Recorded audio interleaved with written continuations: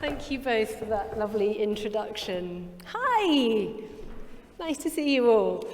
And a big thank you to Karen for your ongoing energy and passion for creating the Global Good Awards, which I love, genuinely. So it's wonderful to be here and for once to be on the other side and not be in the position that lots of you are in this evening. So I wish you all the very best for tonight. And even if you don't go home with gold, I hope you all go home with a really shiny and happy feeling in your heart, in the knowing that you're all here because you're playing your part, the brilliant work that you're doing to play your part in what's often called the Great Turning, a name for the essential adventure of our time.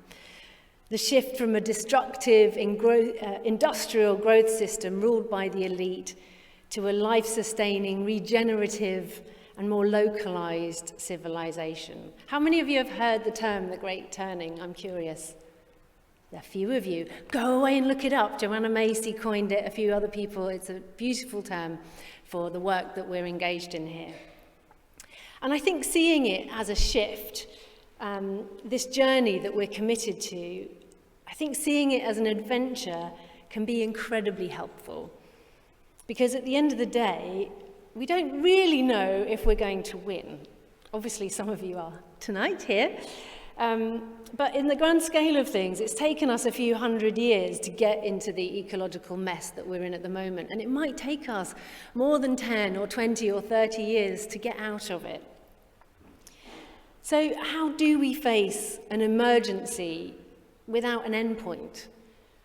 How do we keep showing up to the multitude of challenges that we have to face and not fall into despair or panic? Like, absolutely, we can visit those feelings, and it's really important to be moved by them, motivated by them, and mobilized into action. But I'm pretty certain that we didn't come here to get stuck in those feelings. So can it really be an adventure? One that invites us to share our gifts with the world and to show up with all our heart, to do what we can and to trust that each small act is enough. The American author Clarissa Pinkola Estes writes that ours is not the task of fixing the entire world at once, but of stretching out to mend the part of the world that's within our reach. Ours is not the task of fixing the entire world at once, but of stretching out to mend the part of the world that's within our reach. I think inadvertently that's what happened when I started City to Sea back in 2015. So I think probably some of you here might have heard my albatross story. I've certainly told it a lot of times. But lots of us have had an awakening moment where we decided that enough's enough, and we felt motivated in that moment to do something. So I'll share a short version of it here this evening, just to sort of illustrate the kind of adventure or invitation that I'm talking about.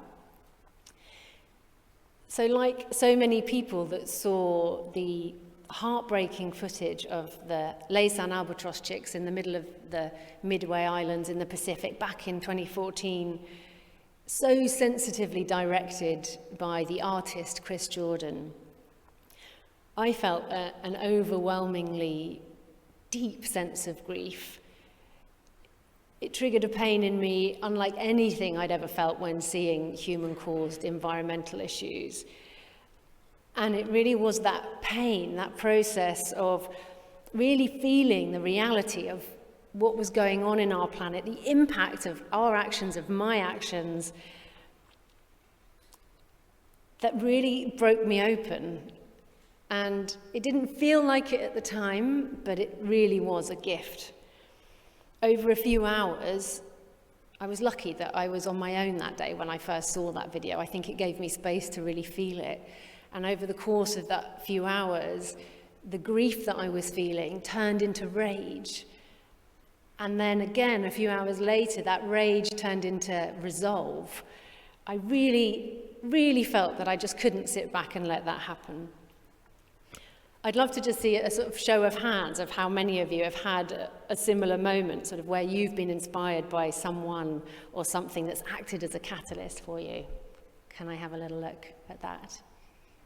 Yeah, quite a lot of you, which is amazing, and probably the reason so many of us are here this evening.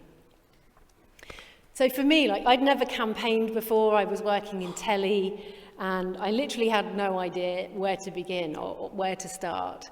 So I thought I would do what I love best, which is make a song and dance out of it. And literally that's what I did. I did a crowdfunder campaign to do a music video about plastic pollution. Sounds really fun, doesn't it?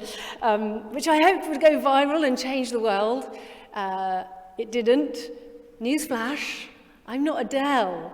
And I don't have a few million followers waiting for my next single to drop. So yeah, actually it was a total flop, but it was a step. It was a movement towards that, what I wanted to change. And the rest really is history. It has absolutely been an adventure. City to Sea grew out of the song. I took the momentum that I'd built through the crowdfunder, the individual contacts, the business contacts. And 7 years later, here we are. We're based in Bristol, a team of 20 people running award-winning, thank you, Global Good Awards campaigns, and stopping hundreds of tons of plastic from getting into the oceans every year. I had another one of those defining moments a couple of years ago when I turned 40, and it was the year that the WWF report came out, and it said that just in my lifetime, we'd lost half the world's wildlife.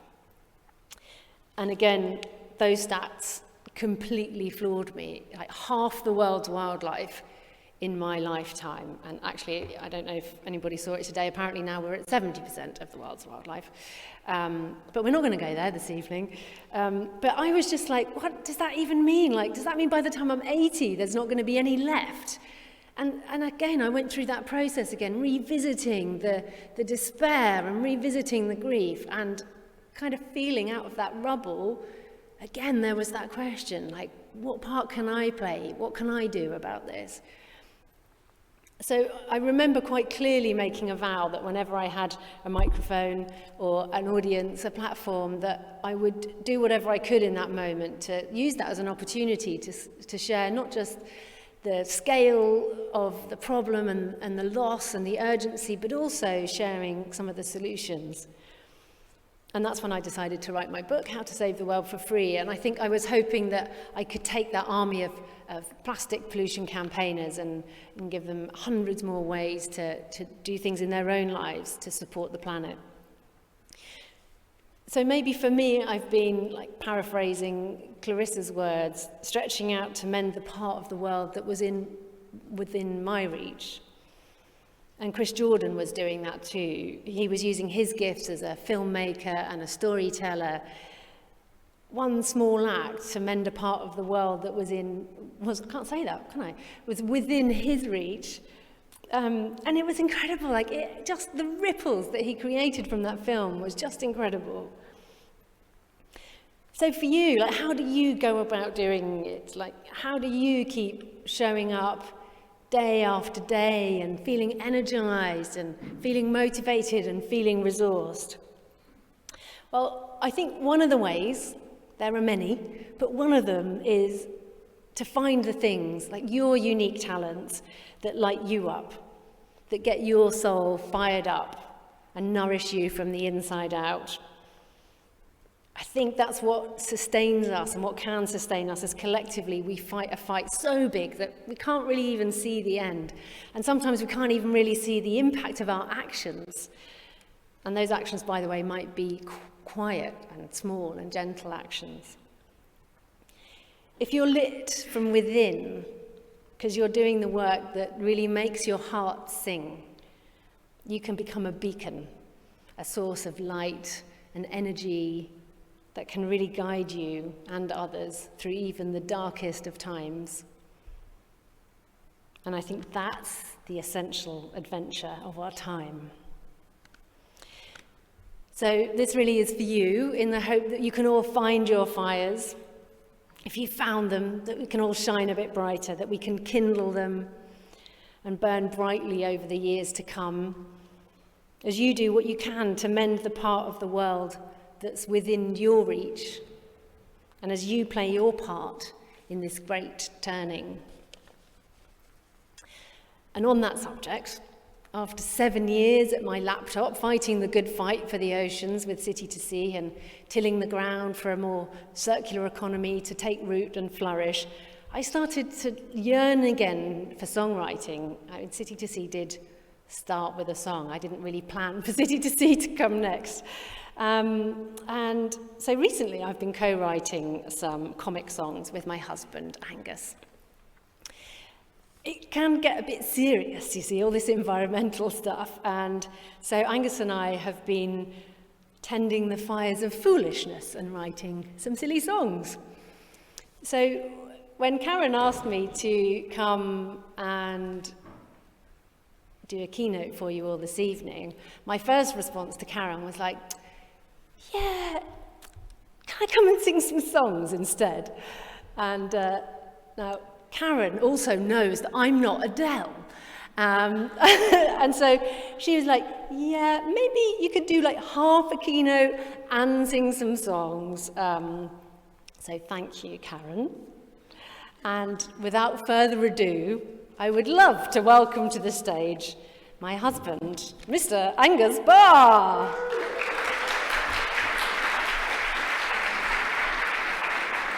Thank you. Well, that's the first time I've been invited onto stage as a husband. Aww. So we got married this summer. Thank you, thank you. But I first caught Natalie's attention 7 years ago with a song about plastic, which is the only way to her heart, of course. So. We're not going to sing you that one tonight, though, but it is very funny if you look it up on YouTube. We're going to sing you a more recent song that we wrote about plastic, because I'm obviously obsessed with it. And this one is for the plastic producers. We don't want any more plastic. We think we may have enough. We hate to damage your profits, but we can't stand the sight of the stuff. It may be helpful in hospitals, but it's gone beyond a joke. You say it can be recycled, but most of it goes up in smoke. As the world phases out fossil fuels, we know you're taking a hit. And so you're planning on tripling production of yet more plastic shit. We don't want any more plastic, our bins can't take any more. We know that when we're not looking, you're exporting it to the poor. You need to earn a living, we can't deny you that. But please find a way of paying off that yacht without wrecking our habitat. The world is choking on petrochemicals so you can make a buck. But you're quite right. Your products are causing a rise in cancer, but you don't give a monkeys. We don't want any more plastic, and yet your shareholders clap when we cover every object in a toxic chemical wrap. We know you're not psychopaths really, and your kids are suffering too. So maybe you can ponder this next time you're having a poo. There's got to be a better way than killing all of us. After all, who will buy your goods when the planet has turned to dust? We don't want any more plastic, or let our cries be heard, so we can carry on singing our songs without doing plastic turds, plastic turds, without doing plastic turds.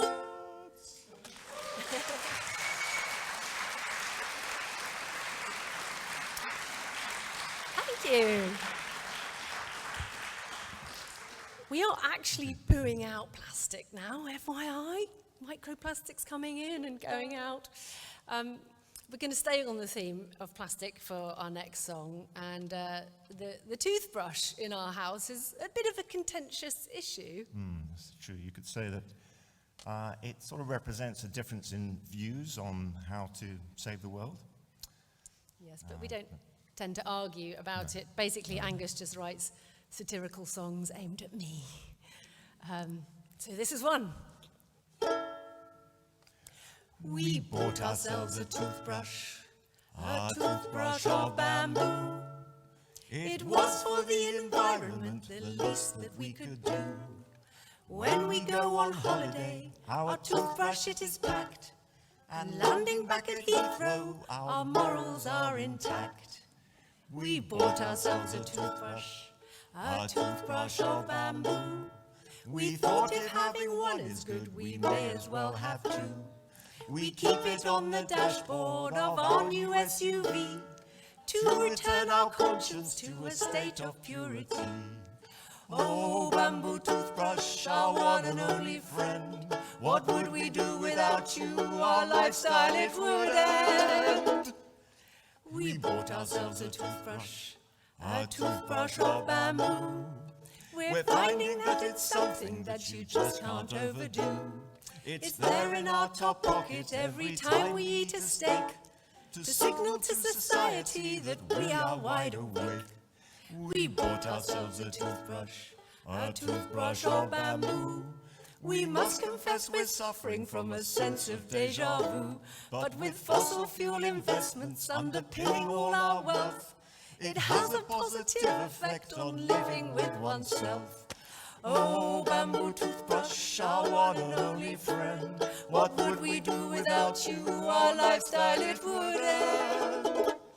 We bought ourselves a toothbrush of bamboo, and our advice to everyone is go and buy one too, so that as global warming turns this world to shit, you can tell your children, well, at least I did my bit.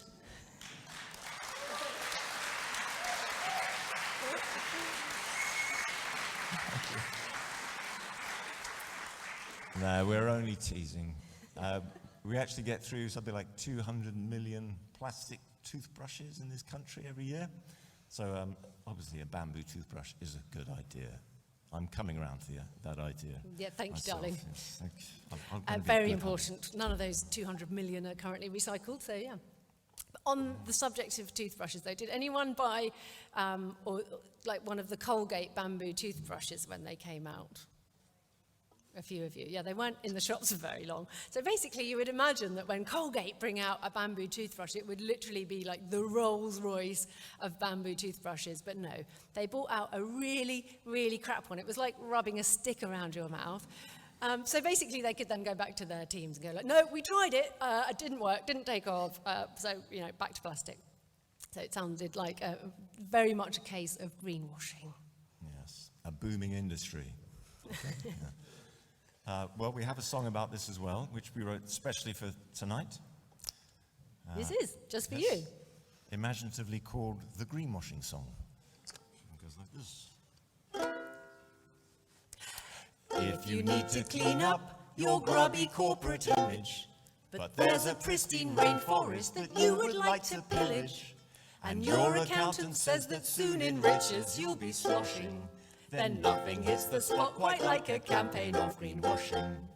If you think with nature you're somewhat misaligned, and you're being harshly judged by portions of mankind, and consequences of your business need some overglossing, then you're clearly in the market for some greenwashing. You could turn your logo into a sunny flower, or say that you are planting trees to offset all your power. You can claim your operations are sustainable, although the proof to back that up is unobtainable. There are many ways in which you can polish your turds. Why bother with actions when all you need is words?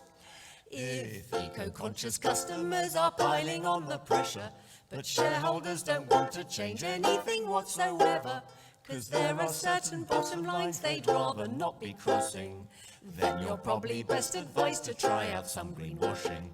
If you find yourself lying in bed and deeply troubled by the fact that your annual profits have just doubled, while the rights of factory workers you are clearly squashing, then you are the perfect candidate for some greenwashing. Words like ethical and eco usually do the trick. No one's going to question it, the public's pretty thick. If you stress the recycled component of your mixture, no one's going to bother looking at the bigger picture. Leave it to your PR team, they're the ones to thank. And you can go laughing all the way to the bank.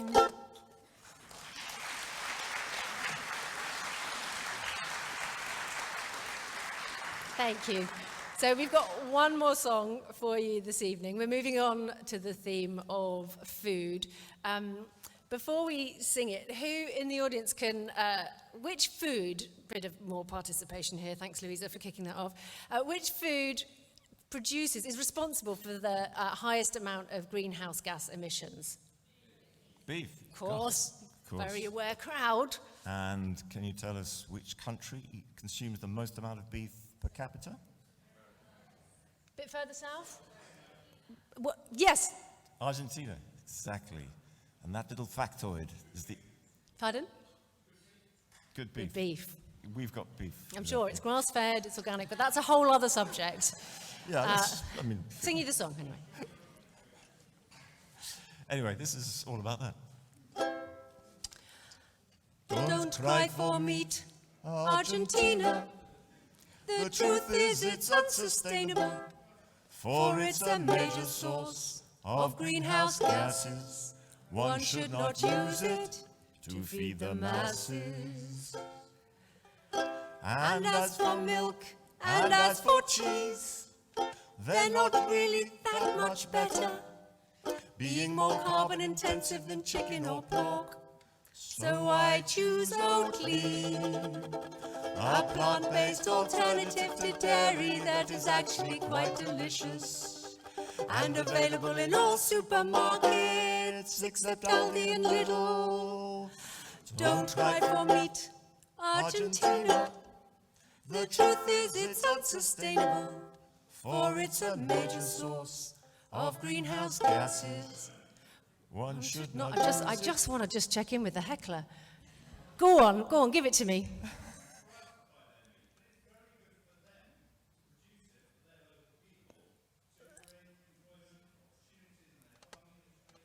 I hear you, and we're producing some amazing beef in this country. No, it's a comedy song. It's a comedy We're song. not really discriminating against Argentinians. So, We while all we're, love Argentinians, don't we, in this country? I mean, and while we're on the subject, traditionally. while we're on the subject, Oh, yeah. Sorry. And while we're on the subject, you should probably avoid fish, unless it's ethical, organic, and locally sourced, and certified by the MSC. Though you can't always trust the label, 'cause half the time sustainable's not really sustainable at all. So probably best stick to pulses if you can cope with the farts. And incidentally, bottom trawling releases the same amount of CO2 as the entire aviation industry. Good point. Well done for remembering that. Don't try for meat, Argentina. The truth is it's unsustainable, for it's a major source of greenhouse gases. One should not use it to feed the masses. thank you very much. We are Barr and Fée. Oh, it's gone already. Thank you. Have a fantastic evening. Good luck to all of you, and see you later.